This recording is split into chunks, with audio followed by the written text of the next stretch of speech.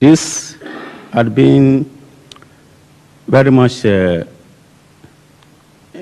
people are very much interested in this question as regards to interest. Know that in the Holy Quran, it is said that it's forbidden. And concerning banking money, they think that it is the interest that is in it is not actually interest, as some people call it profit. And also they think that it's matter of trade, that according to the banking system, don't doubt, I have much knowledge about this, but they claim that when the money is banked, the interest that come in is not actually interest. It is a matter of exchanging of like a trade by barter or something like that. Or that when they bank the money, those in the bank borrow the money and give to others.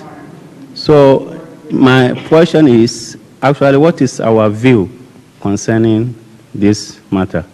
As the Promise Minister actually has said that whatever comes out of the interest can be given to the Jamaat, and the Jamaat can make use of.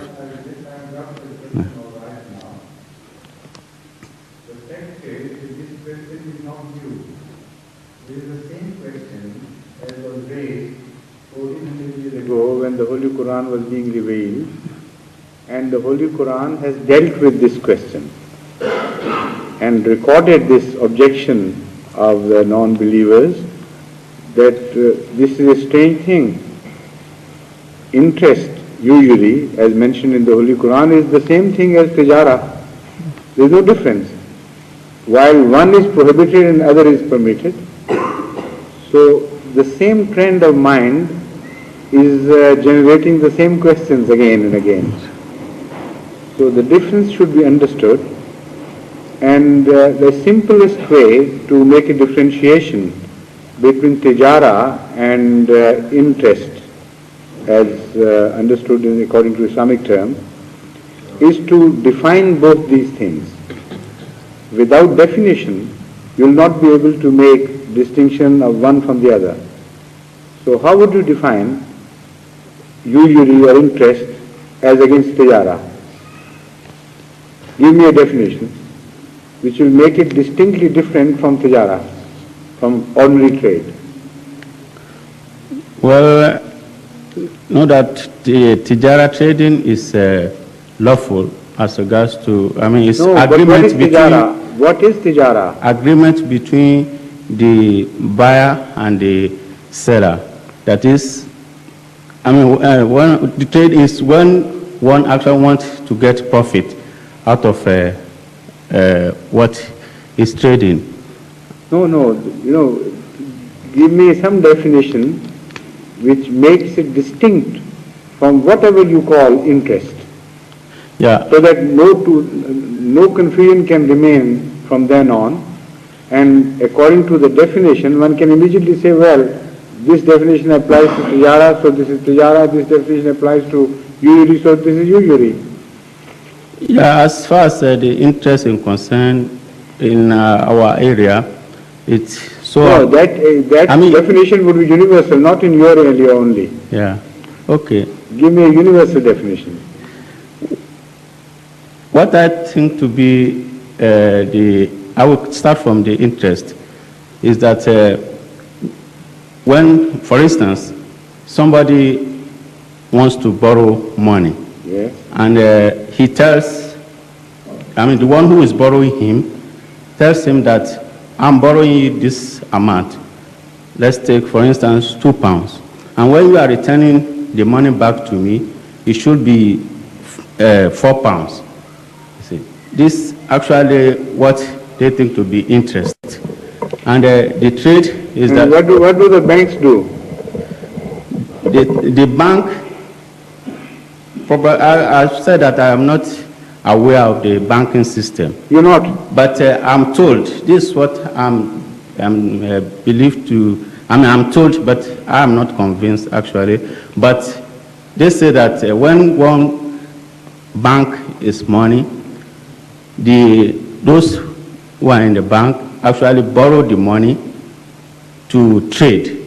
And the No, that's not, profits... we are not concerned with what the banks do. Yes.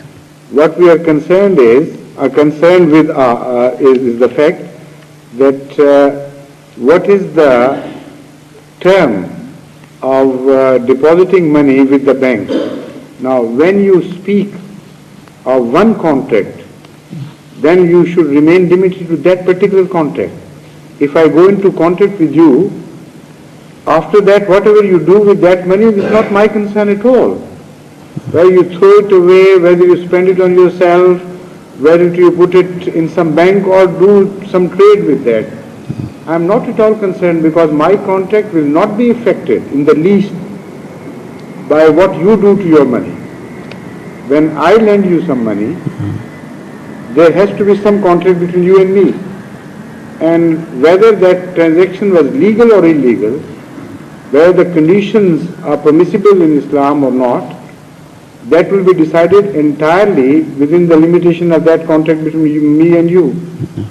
So remain limited to that contract which one enters into when he deposits his money into the bank.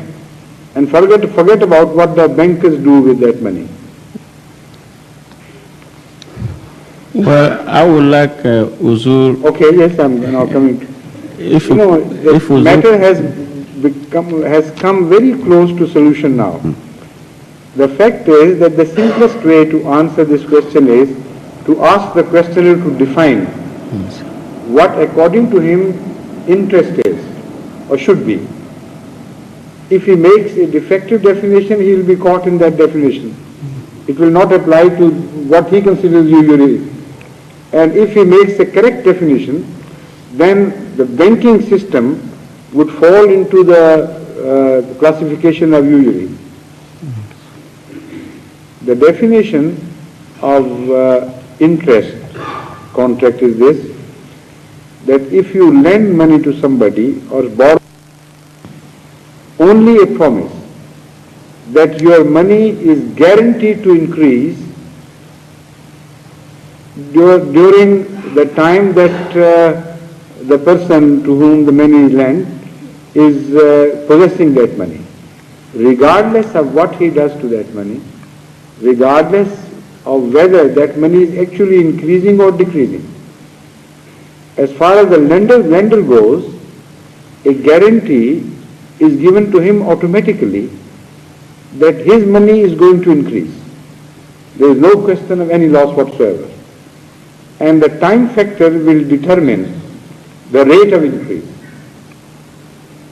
That is the simplest and surest definition of usury. That was in vogue at the time of the Holy Prophet of Islam. Some usury was compound interest type. Some were simple interest. But when the verses of the Holy Quran were revealed, both types of usury were totally banished from the Islamic financial system. Now, applying this definition to the contract between the person, there is not a regular written contract, but an understood contract between the one who deposits money in the bank and the bank, on the other hand. Does this definition apply to that contract? It applies. 100%. Yes.